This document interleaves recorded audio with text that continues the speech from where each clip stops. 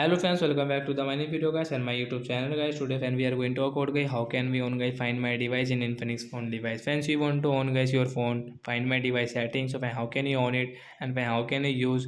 Today friends I will show you in this video. So before starting video friend, first of all go and subscribe the channel guys. Click the bell icon, like the video.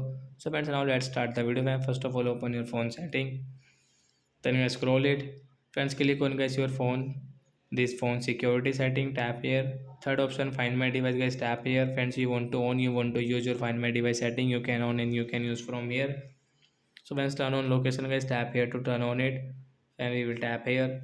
So friends, now you can use your find my device setting is on. Find my device, you can see, helps you locate this device remotely. If you lose the device, it also helps you keep your data safe guys. So I hope friends have understood how to find my device and how to use it. So that's it guys. Thanks for watching the video. Bye bye friends. We will meet in the next video.